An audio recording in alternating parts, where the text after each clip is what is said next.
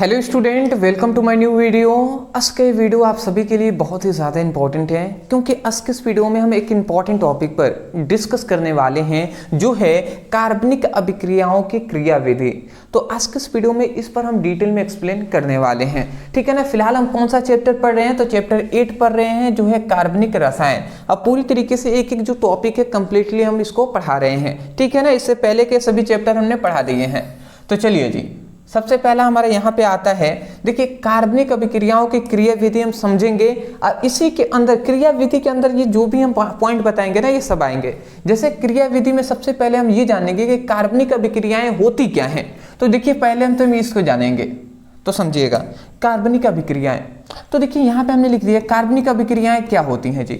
तो कार्बनिक यौगिकों के बीच जो अभिक्रियाएं होती हैं उसी को तो हम कार्बनिक अभिक्रियाएं कहते हैं। जैसे यहाँ पे हमने लिख दिया है, क्या लिखा है जी, समझिएगा। हमने लिखा है कि कार्बनिक यौगिकों के बीच होने वाली अभिक्रियाओं को हम क्या कहते हैं, कार्बनिक अभिक्रियाएं कहते हैं। सिंपल सा तो है कि कार्बनिक यौगिक हैं, उनके बीच जो अभिक्रियाएं होंगी उस अभिक्रियाओं को कार्बनिक अभिक्रियाएं कहेंगे। नॉर्मल सी बात है। अब इसमें 3 पॉइंट्स आते हैं जिसको आपको जानना आवश्यक है। सबसे पहली बात, यह आणविक अभिक्रियाएं होती हैं। इसका मतलब क्या हुआ, ये जो कार्बनिक अभिक्रियाएं होती हैं ना, कार्बनिक अभिक्रियाएं, तो इसमें जो अधिकतर जो भाग लेने वाले हैं, जो अभिक्रियाओं में भाग लेने वाले जो पदार्थ होंगे वो आणविक होंगे। आणविक का मतलब इसमें अणु ज्यादातर भाग लेंगे, ठीक है ना, अणु ज्यादा भाग लेंगे। दूसरा बात आता है, कार्बनिक अभिक्रियाओं को एक पदों द्वारा प्रदर्शित करते हैं। मतलब कार्बनिक अभिक्रियाओं को ना मोस्टली हम एक पद में ही प्रदर्शित करते हैं, परंतु ऐसा नहीं है कि इसमें एक पद होता है, ये बहुत पदों के बाद संपन्न होता है। तो भले ही हम एक पद में, मतलब कार्बनिक अभिक्रियाओं को एक पद प्रदर्शित करते हैं, एक पद द्वारा प्रदर्शित करते हैं, परंतु वास्तव में इनमें अनेक पद होते हैं। इस बात को आपको याद रखना है, ठीक है ना।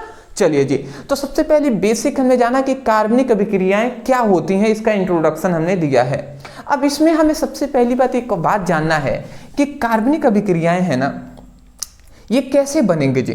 तो कार्बनिक अभिक्रियाएं कैसे बनती है, एक पॉइंट्स आपको नोट डाउन में याद रखना है। कार्बनिक जो अभिक्रियाएं होती हैं, इसमें सबसे पहले तो हम अभिकारक को लेते हैं, ठीक है ना, अभिकारक।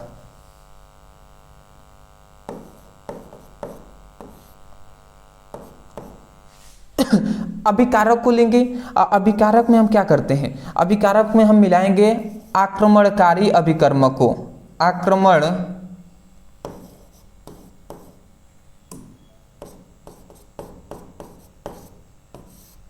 अभिकर्मक को मिलाते हैं। समझ में आ गया, जो मतलब अभिकारक को लेते हैं, इसमें आक्रमणकारी अभिकर्मक को मिलाते हैं। और जैसे ही हम मिलाएंगे ना आक्रमणकारी अभिकर्मक को, तो जानते हैं हमें क्या मिलता है, हमें मिलता है मध्यवर्तीय। जब हम अभिकारक और आक्रमणकारी अभिकर्मक को मिलाते हैं तो हमें क्या मिलता है, मध्यवर्तीय मिलता है,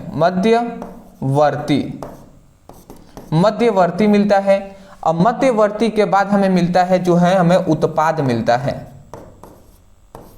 उत्पाद के बाद एक और चीज हमें मिलता है जिसे हम क्या कहते हैं, सह उत्पाद, जिसे हम साइड प्रोडक्ट के नाम से भी जानते हैं, ठीक है ना। तो ये बातें होती हैं जी। मतलब कोई भी अभिक्रिया होगा ना, मतलब ये जो हमारी जो कार्बनिक अभिक्रियाएं हैं, तो ये इस तरीके से प्राप्त होती हैं। सबसे पहले अभिकारक और आक्रमणकारी अभिकर्मक को मिलाएंगे तो हमें मध्यवर्ती मिलता है, और मध्यवर्ती के बाद हमें उत्पाद मिलता है, उसके बाद सह उत्पाद हमें मिलता है, ठीक है ना। तो इतनी बेसिक बात है, आशा करता हूं आप समझ गए होंगे। उसके बाद एक और बात याद रखेंगे, जो कार्बनिक अभिक्रियाएं होती हैं उनके बीच जो बंध बनता है ना, वो सहसंयोजक बंध बनता है। तो सहसंयोजक बंध टूटता कैसे, उस पर डिस्कस हम कर लेते हैं, ठीक है ना। देखिए यहाँ पे हमने दूसरा हमारा हेडिंग यहाँ पे है कि जो कार्बनिक यौगिकों के बीच सहसंयोजक बंध या आबंध बनता है उसका विदलन। अब विदलन मतलब होता है बटना या टूटना। किस प्रकार होता है जी, तो ये 2 प्रकार से टूटते हैं, ठीक है ना। सहसंयोजक आबंध है वो 2 प्रकार से टूटेंगे। पहला एक होता है समांगीय विदलन, एक होता है विसमांगीय विदलन। तो पहले हम समझते हैं समांगीय विदलन। इसमें कैसे हमारा जो सहसंयोजक बंध है वो टूटता है। तो यहाँ पे लिखा गया है कि जब सहसंयोजक बंध के इलेक्ट्रॉन युग्म, सहसंयोजक बंध के जो इलेक्ट्रॉन युग्म होंगे, इलेक्ट्रॉन युग्मों में से दो परमाणुओं पर एक एक इलेक्ट्रॉन आ जाता है, दो परमाणुओं पे एक एक इलेक्ट्रॉन आ जाएगा, जिसे हम क्या कहेंगे, समांगीय विदलन कहते हैं। मतलब सिंपल से यहाँ पे बात ये है ना दोस्त, ठीक है ना, कि एक सहसंयोजक बंध होगा। जैसे मान लेते हैं ए अब बी है, ये दो पदार्थ हैं, इनके बीच कौन सा बंध बना हुआ है, सहसंयोजक बंध बना है। इसका जो इलेक्ट्रॉन, सहसंयोजक बंध में इलेक्ट्रॉन युग्म होते हैं, तो ये इलेक्ट्रॉन युग्म है। तो कह रहा है कि सहसंयोजक बंध के इलेक्ट्रॉन युग्मों में से, ठीक है ना, देखिए दो परमाणुओं पर एक एक आ जाता है। मतलब ये जो, मतलब नॉर्मल हम समझाए तो ए है अब बी है, ये ए और बी के बीच सहसंयोजक बंध बन रहा है। अब सहसंयोजक बंध बनता है, वहां पे इलेक्ट्रॉन युग्म होते हैं, ठीक है ना, इलेक्ट्रॉन युग्म होते हैं। तो यहाँ पे हम ये कह रहे हैं कि जब, मतलब ये कहा जा रहा है कि जब सहसंयोजक बंध के इलेक्ट्रॉन युग्म के जो दो परमाणुओं पर एक एक, मतलब जब ये आपस में टूटेंगे तो जानते हैं कैसे टूटेगा, जब ये आपस में टूटेंगे तो होता है यहाँ पे ये है ना, होता है यहाँ पे ये है कि ये ऐसे टूटते हैं जी, यहाँ ऐसे ये टूटेंगे। तो टूटेगा तो ये वाला जो इलेक्ट्रॉन होगा, ठीक है ना, ये वाला इलेक्ट्रॉन होगा, ये इस पे चला जाएगा, ये वाला जो इलेक्ट्रॉन है ये इस पे चला जाएगा, और ये वाला इलेक्ट्रॉन इस पे चला जाएगा। तो वास्तव में होता क्या है कि यहाँ पे एक इलेक्ट्रॉन, ये वाला इलेक्ट्रॉन इस पे चला जाता है, और जो बी वाला इलेक्ट्रॉन होता है वो इस पर चला जाता है। तो वही बात यहाँ पे कह रहा है कि सहसंयोजक बंधों के इलेक्ट्रॉन युग्मों में से दो परमाणुओं पर एक एक इलेक्ट्रॉन आ जाते हैं। ये दो परमाणु हैं तो इस पर एक एक इलेक्ट्रॉन आ गए कि नहीं, ये वाला एक इलेक्ट्रॉन इस पर, एक इलेक्ट्रॉन इस पर, तो एक एक इलेक्ट्रॉन आ जाते हैं। तो ऐसे विदलन को, जिसपे एक एक इलेक्ट्रॉन आ जाएंगे, ऐसे विदलन को हम समांगीय विदलन कहते हैं, ठीक है ना। तो आशा करता हूं आपको समझ में आ गई होंगी। जैसे कि एग्जाम्पल से मैं समझाना चाहूंगा, ये तो हमारा एग्जाम्पल हो गया, एग्जाम्पल इस पर मैं देकर समझाऊं तो जैसे क्लोरीन है, ठीक है ना, यहाँ पे बता दे रहे हैं। जैसे एग्जाम्पल में क्लोरीन है, तो क्लोरीन के बीच सहसंयोजक बंध बना, तो इसमें दो इलेक्ट्रॉन युग्म इस तरीके से होंगे। तो अब होता क्या है, ये दोनों आपस में ऐसे टूट जाते हैं। तो जैसे टूटेगा ना, तो अब ये होगा कि ये वाला इलेक्ट्रॉन इसके पास चला जाएगा, ये वाला इलेक्ट्रॉन इसके पास, तो ये क्या हो जाएगा, क्लोरीन के पास एक इलेक्ट्रॉन, फिर से इसके पास भी एक इलेक्ट्रॉन। तो यहाँ पे ये क्या कहलाएगा, ये जो बंधों का विपाटन हुआ है या जो विदलन हुआ है, ये समांगीय विदलन कहलाएगा। यहाँ पे सहसंयोजक बंध का कौन सा विदलन हुआ है, तो ये समांगीय विदलन हुआ है, ठीक है ना। अब यहाँ पे जो उत्पाद मिलता है ना, वो यहाँ पे जो हमें उत्पाद मिला वो क्या, कैसा होता है, तो वो मुक्त मूलक होता है, मुक्त मूलक होता है।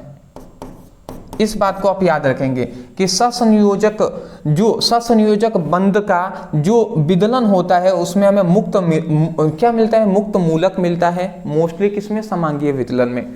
अब हम समझ लेते हैं, समांगीय विदलन समझ लिया तो समांगीय विदलन की विशेषताएं क्या होती हैं, इसको भी हम जान लेते हैं।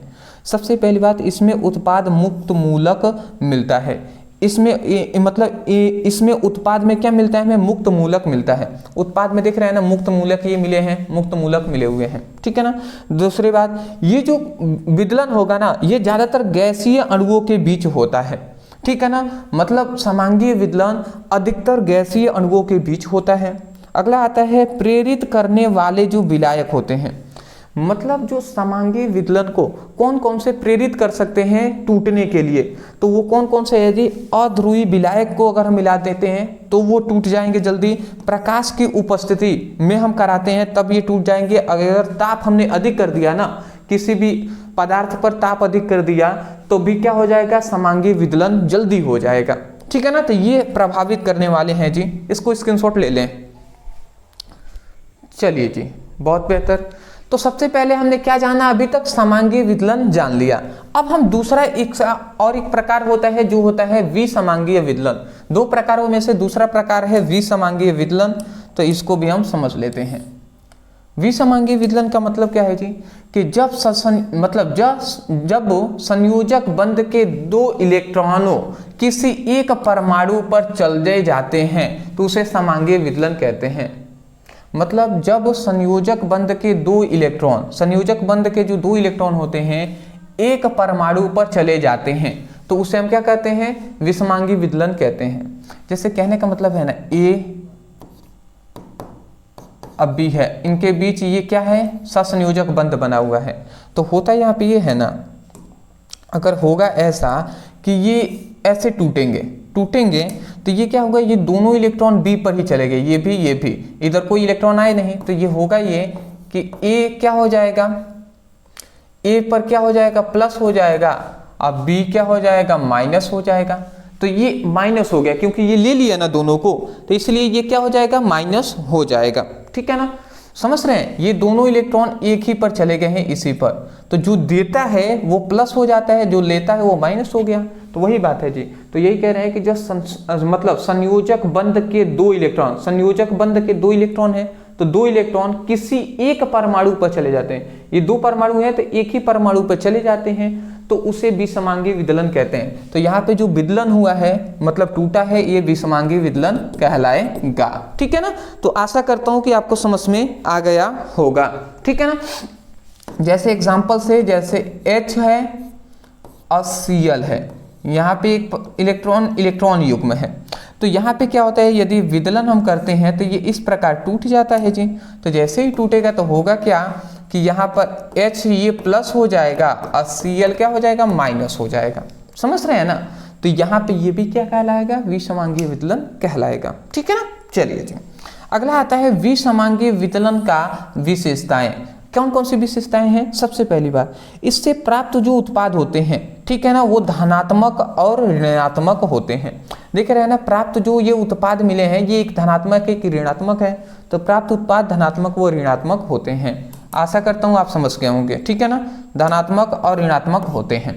दूसरी बात कह रहा है कि प्रेरित करने वाले कारक, मतलब इसको कौन प्रेरित कर सकता है जल्द से जल्द इसको टूटने के लिए, तो पहला है ध्रुवीय विलायक।